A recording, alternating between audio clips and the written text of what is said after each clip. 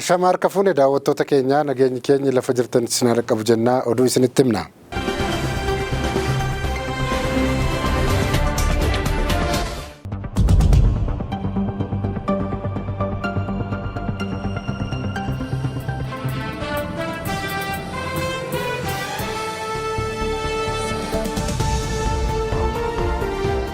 Ameerikaatti ambaasaaddarri Itoophiyaa kan turan Dr. Injiinar Silashii Baqqalaa fedhii isaaniin aangoo gadhiisuun dhaga'ame.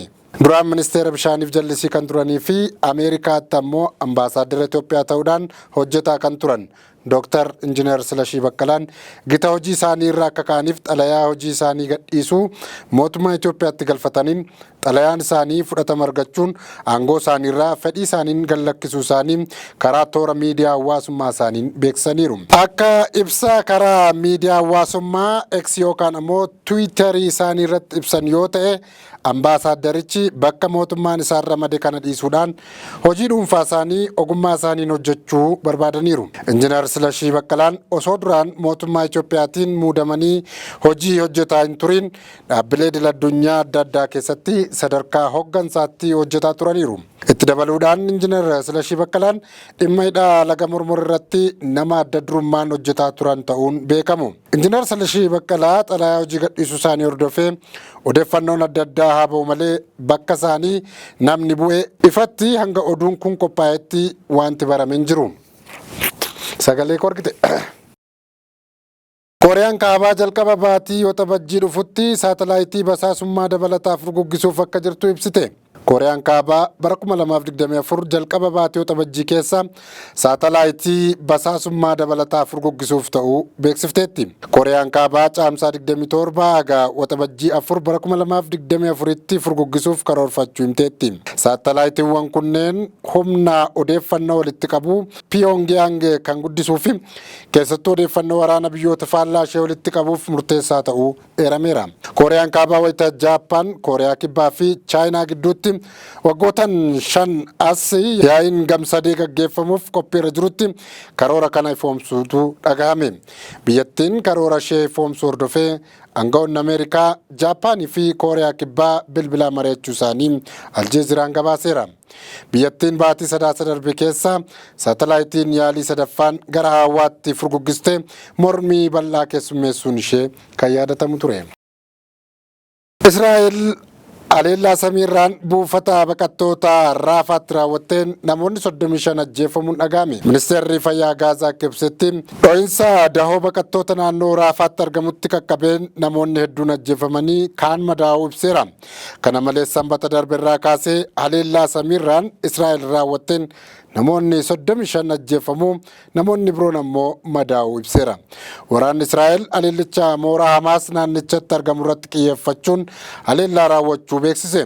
Aleellaa sana dura Hamaas ammoo rokkeetti 8 ol Raafaarraa gara Teel Aviivitti dhukaaseera. Hamaas akka jedhutti aleellaan xayyaaraa Israa'el dahoo Filisteemota kaaba bahaa Raafaarraa buqqaanii rukuteera jechuun komate. Namoota aleellaa sanaan du'an keessatti daa'immanii fi dubartoonni akka argamanidha kan inni ibse. Waraanni Israa'el hidhattoota naannichaatti argaman aleelluu irratti xiyyeeffachuu ibsee aleellaan sun garuu balaa ibiddaa namoota nagaa miidhuu kaasuu gabaasni isa qaqqabu ibseera. Dilbata aleellaan Hamaas bakka Raafaatti dhiyaaturraa gara Israa'elitti dhukaase hordofee sagaleen akeekkachiisaa naannoo magaalaa Teel Aviivitti dhaga'amaa tureera. Manni murtii haqaa idil-addunyaa Israa'el aleellaa Raafaatti raawwattu akka dhaabdu jimaata darbee murteessullee waraanni Israa'el irra deebiin ammas aleellaa gaggeessaa jira. Dhaabbanni biyyoota gamtoomanii akka himetti erga Israa'el Raafaa aleeluu eegaltee Filisteemonni 800 ol qeerraa baqataniiru. Gaazaa keessatti ammoo namoonni kitila 1 fi 500 ol waraana jalaa baqachuun da'oo qubannaa keessa jiru jedheera. Aleellaa Raashiyaan giddugala gabaa magaalaa Kaarkiv irratti raawwatteen yoo xiqqaate namoonni 12 ol du'uun dhaga'ame. Aleellaa humnoonni Raashiyaa magaalaa kaaba Yuukireen Kaarkiv irratti raawwataniin yoo xiqqaate namoonni 12 ol yoo du'an 43 kan ta'an ammoo madaaniiru.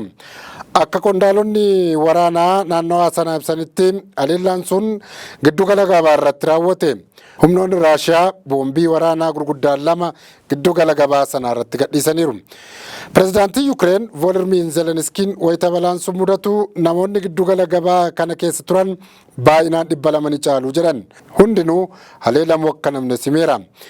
Zelenskiin haleellaan Karkiif kun maraatummaa Raashiyaa kan calaqqisiisudha jechuun namoota maraatu akka pireezidaantii Raashiyaa Vilaadimiir Puutiin kanatu namoota nagaa haala kanaan haleeluu fi shororkeessuuf haamilee qaba jechuun komataniiru. Haleellaan sun erga kora garee biyyoota torba irratti qabeenya warra Raashiyaa Awurooppaa keessa jiruu fi akkaataa wixinii Ameerikaan dhiyeessiteen biyyoonni garee torbaa fi michuuwwan isaanii qabeenya warra Raashiyaa baankii warra lixaa keessatti qabamee jiru bifa liqaan doolaara biiliyoona 50 ta'u Yukireeniif akka kennamu walii galameera.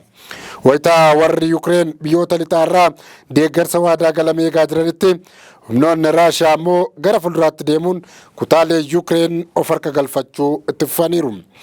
Pireezidaantiin Zelenskiin akka jedhanitti erga caamsaan seenee qofa boombiiwwan gurguddoo 3,000 ol Yukireen irratti roobsamaniiru. Pireezidaanti Zelenskiin biyyi isaanii daangaa irratti humna gahaa diinatti suguuttachuu akka qabduu fi sirna ittisaa qilleensaa immoo warra lixaa irraa akka barbaaddu watwaataa turaniiru.